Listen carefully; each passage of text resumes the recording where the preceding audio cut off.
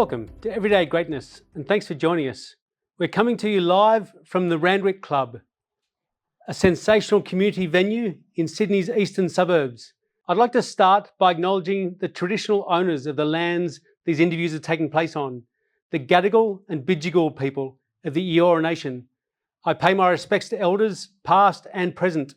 This series of Everyday Greatness, we're going to be exploring the transformative power of sport and the importance of inclusion. I'll be chatting to champions in disability, First Nations and LGBTQIA+ inclusion. Today, it's my pleasure to welcome Gabby Costanzo from the Flying Bats Football Club, the world's largest LGBTQIA+ football club. In Australian sport, inclusion isn't just a buzzword, it's a movement. From grassroots to elite sports competitions, athletes and clubs are challenging norms and creating spaces where everybody feels welcome. One of the trailblazers are the Flying Bats Football Club. The Bats are a beacon for diversity, inclusion and community. And Gabby Costanzo is a Bats player, and her journey embodies the spirit of the club. Today, Gabby and I are going to delve into her experiences and the club's impact. And we'll have a broader conversation about inclusion in Australian sport. It's my pleasure to welcome Gabby Costanzo. Gabby, thank you for joining me on Everyday Greatness. No problem. So Gabby, first tell me, how did you get into football in the first place? So I feel like I'm a bit of a poster child for the 2023 Women's World Cup. I watched one game and got a player's name tattooed on my ankle because I felt so passionately about it. And then I went to a couple of training sessions with the Bats, and within 2 weeks I had put my hand up to join the committee in the role of media and communications manager. And here I am today. It's completely taken over my entire life, but I wouldn't really have it any other way. So for everybody who doubts that just working hard on helping to set a good example and making sports inclusive, you're the poster child for them. So the Flying Bats are known for being the world's largest LGBTQIA+ women's and non-binary football club. What does being part of such an inclusive environment mean to you? I feel really proud and lucky and safe. And I think that it's a really important position for me to be in because I like to use my role on the committee to help others at the club feel the same. It's a very supportive place, and I want everyone to feel as supported and seen and safe as I do. Very cool. So you haven't been at the Bats for that long, but how have you seen the Bats' role as a champion of inclusion evolve over the years you've been there?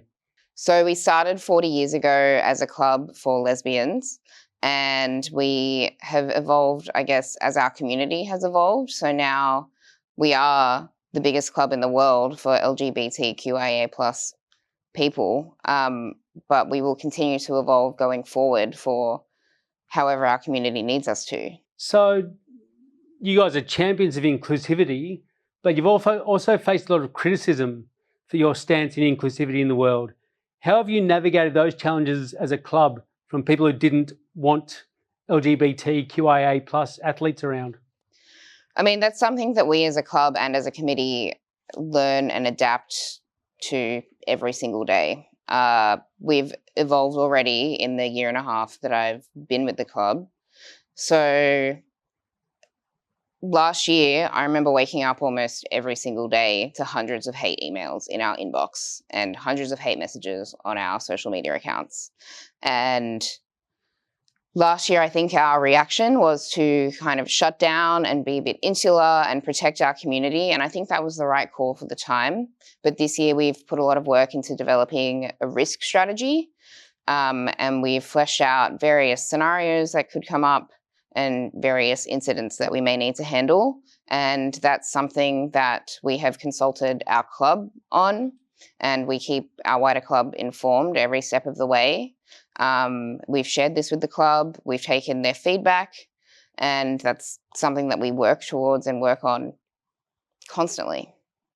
It's unfortunate you have to face those challenges. What role do you think sport plays in benefiting people's mental health when they're in marginalised communities? I mean, I think that the impact that community sport can have on anyone is huge. As someone who has had some really low points with my own mental health, I know that the Bats have been very regulating for me, and they've just been a really, really safe, welcoming space. And the impact that has had on my own mental health is tremendous. So I really want everyone to feel the way the Bats has made me feel. And I think that the impact is profound.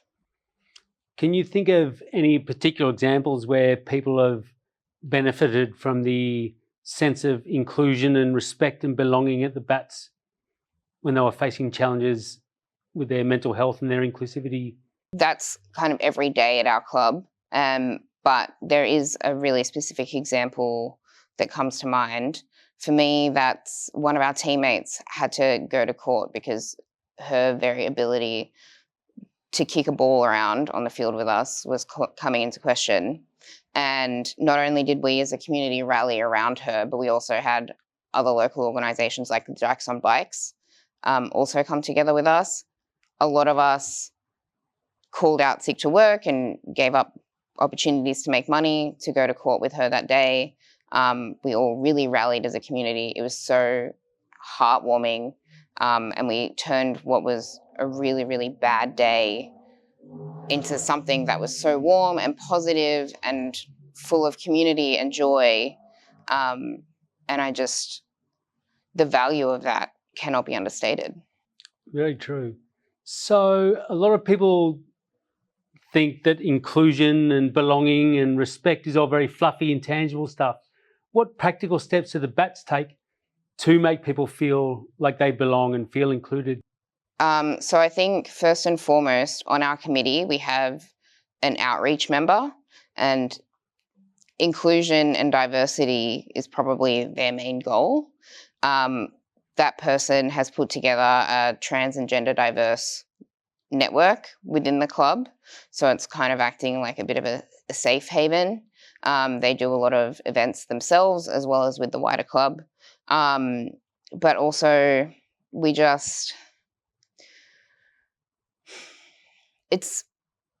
I think I also need to, speak on my privilege here and say that I present as very gender conforming, and I don't necessarily face as much adversity as some of the members at our club. And so I think that the lengths that we go to really make sure that inclusion is there, we do everything that we can, but we're always trying to do more. And I guess when one of us is attacked, it's an attack on all of us. And that's how we view it at the club. Sounds like a very together place to be. It's very cool. So the Flying Bats have competed at some pretty big world events, the Gay Games and the Out Games. How does competing in such large-scale events like that help the Bats' mission for inclusivity?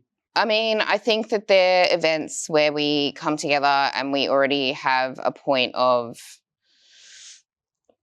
connection with our opponents. We have the same lived experience. And I think that having a place like that for us and our players to come to, it's safe and it's inclusive, and that's also just a really nice, warm environment for us. And so I think that events like that, games like that, are paramount.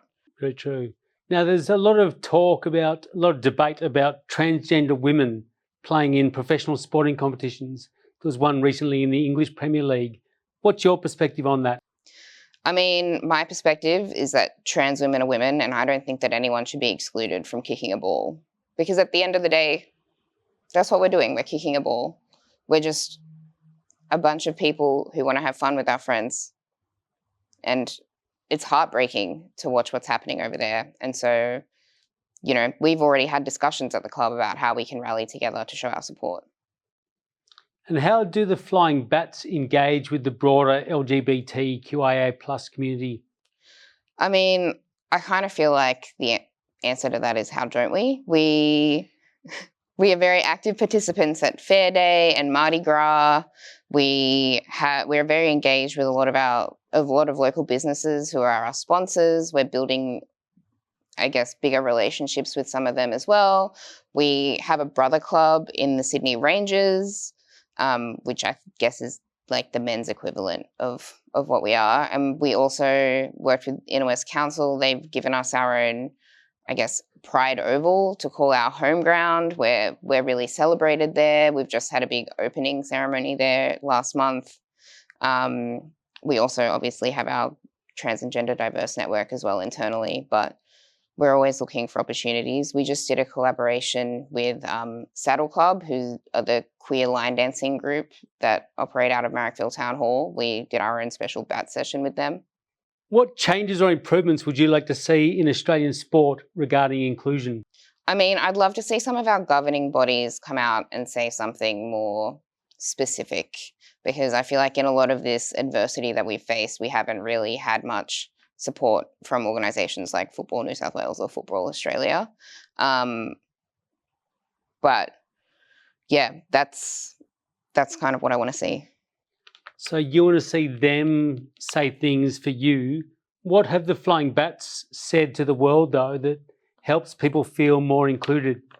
I mean, I feel like we put things out through our social media all the time. We're trying to tell a lot of positive stories, trying to work with, I guess, local media as well to try and, get as much positive light shed on us as possible.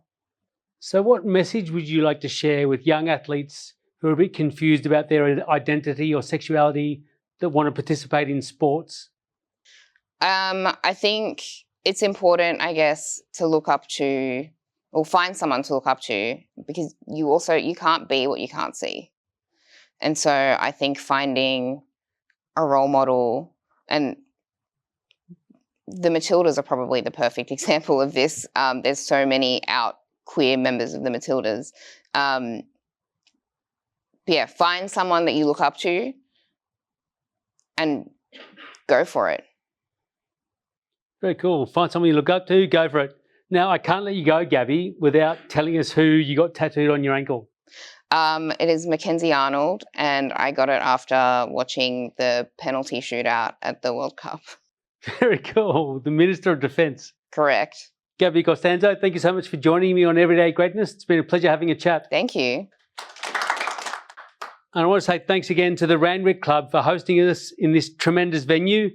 Thanks to our live audience today. Thank you to the ARA Group for being our major sponsor for the 10th year in a row. Thank you to Julie Watson from Stronger Than My Excuses and Zach Libdy from Dynamic Media. And thank you all for watching.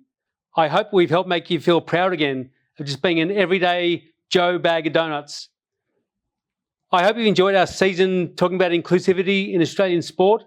But if you'd like to find out more about Everyday Greatness, follow us on LinkedIn or Facebook, or subscribe to our YouTube channel.